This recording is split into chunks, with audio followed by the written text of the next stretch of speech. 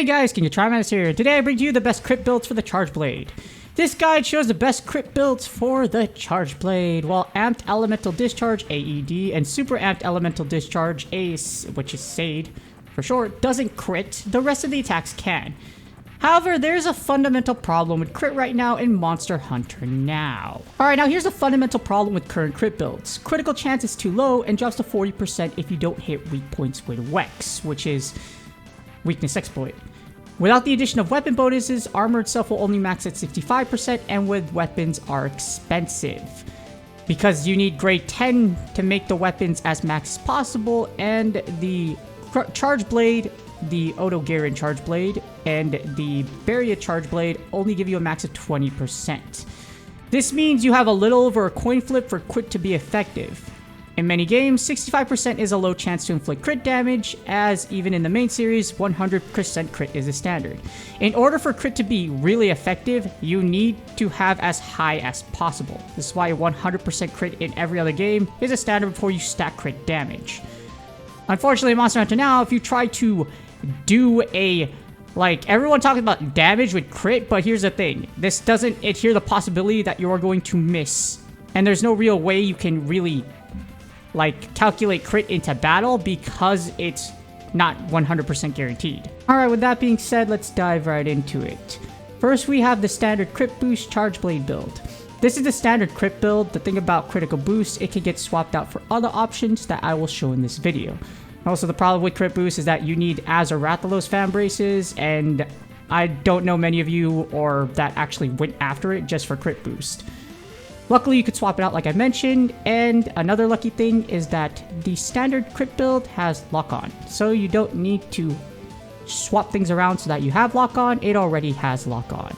To use this build, you need the Kulu Yaku helmet at grade 4, the Rathalos mail at grade 6, Az Rathalos fan braces at grade 6, Pink Rotting Coil at grade 6, and the Kulu Yaku Greaves at grade 6. Alright, now we have the standard. Now here's the actual best crit build, just because it's not. The reason I didn't release this on my Raw Charge build, best Raw Charge Blade build guide, is because it's not here yet. Or rather, the monster you need to have the best crit build isn't released. The best crit build is Critical Eye level 5 and Weakness Exploit level 4. So once Koro Puke releases, Critical Eye level 5 and Weakness Exploit level 4 is possible. This means, combined with everything, this build gets a crit chance to 80%, which is high enough to where most of your hits will crit. That's the fundamental problem with crit. If you don't have it at 100, you need as close to as 100 as possible. If you played a MOBA and you're just banking on crit, the reason why people build crit is because crits do huge damage as attack damage controllers. And this build has lock-on thanks to Koro Puke Helm. So the great thing about the Koro Puke Helm is not only does it have 2 levels of Weakness Exploit, it also has lock-on.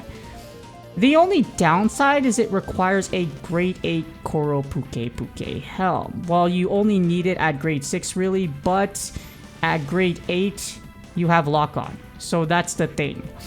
But it's totally worth it because, like I mentioned, most of your hits will actually crit. If you use the grade 10 crit weapons, you will actually have 100% crit when you're hitting a monster's weak spots. So this is going to be the best crit build. Again, I never published it on my Raw build guide because of the fact that I want to put crit in a separate video, and the best one isn't out here yet. Koro Puke will be here next week and the week after that.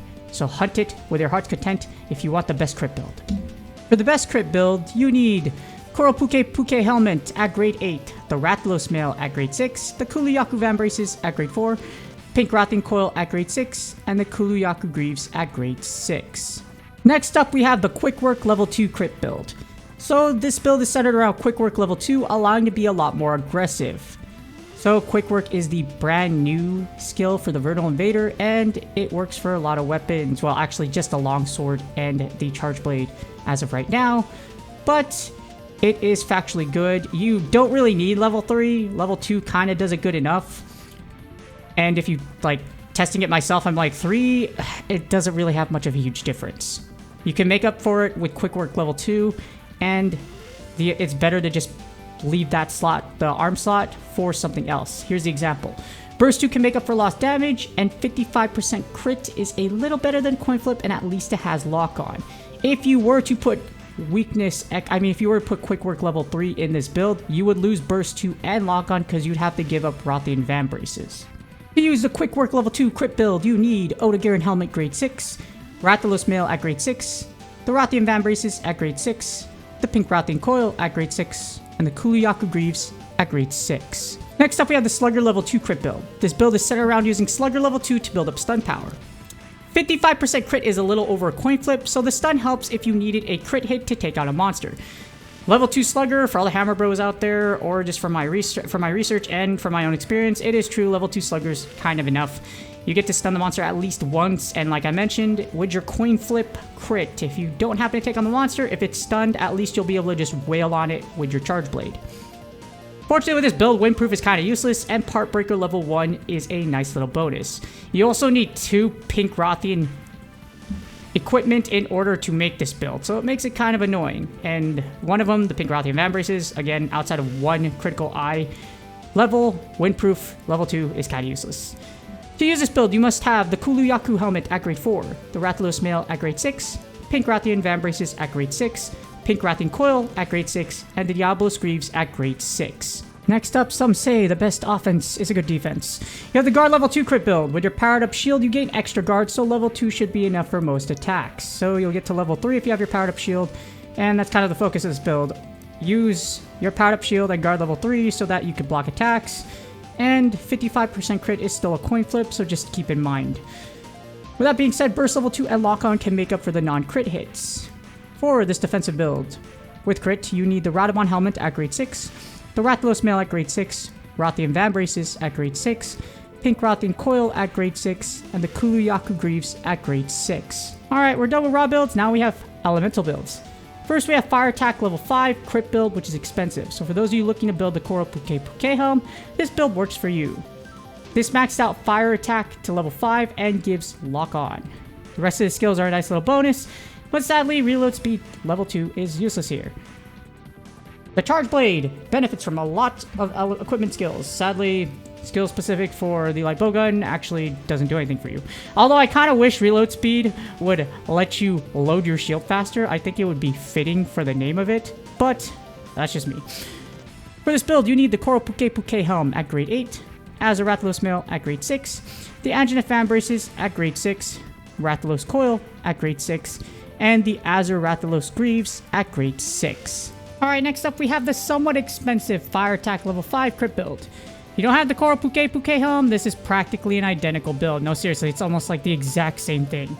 This maxed out Fire Attack 5 and gives lock on, while Heroics is a nice addition bonus.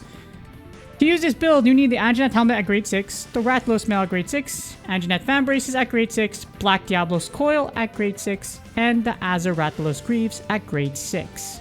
Alright, now the Fire Nation is done attacking, we move on to the Water Tribe now. As in Water Attack level 5, Wex level 2, and Crit level 2 build. This maxed out Water Attack 5 and gives lock on. So 40% crit total is decent when hitting weak spots, and Last Stand level 1 is a nice defensive bonus. So this is actually a really good amount of crit. Not really. Anything below 80 is not that great, but you know, if you hit, you hit. To use this build, you must have the Koro Puke Puke Helmet at grade 8, the Gyrototus Mail at grade 4, Gyrototus Fan Braces at grade 6, Pink Rothian Coil at grade 6, and the Great Jagus Greaves at grade 6. Alright, next up we have the Power of Thunder. We have Thunder Attack level 5, Wex level 4 crit build. This maxes out Thunder Attack level 5, and 40% crit total is decent when hitting weak spots. In fact, this is probably one of the most powerful elemental builds because this build also has Lock On level 1 and Burst level 1 for extra damage. So this gives you Thunder Attack level 5, Wex 4, which is probably one of the highest you can get, and you also have Burst level 1.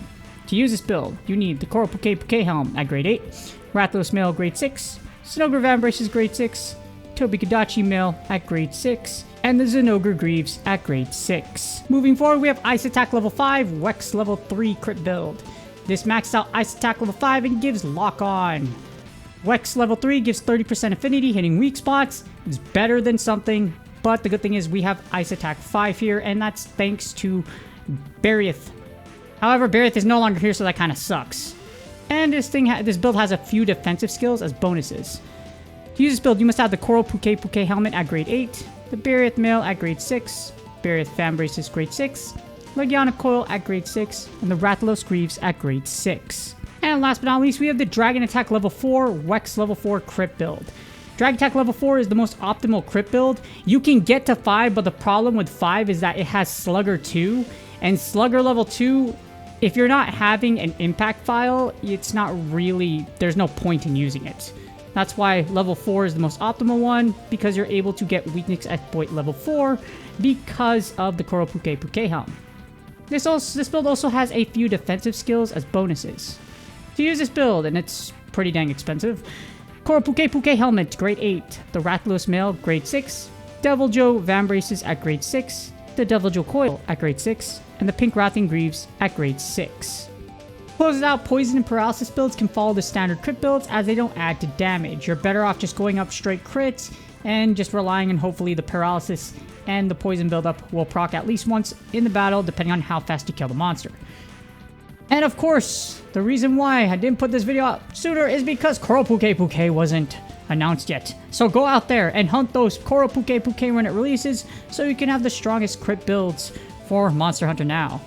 With that being said, please do me a huge favor, like, subscribe, and comment for the YouTube algorithm. Good luck on your grinds, and I will see y'all on the next video.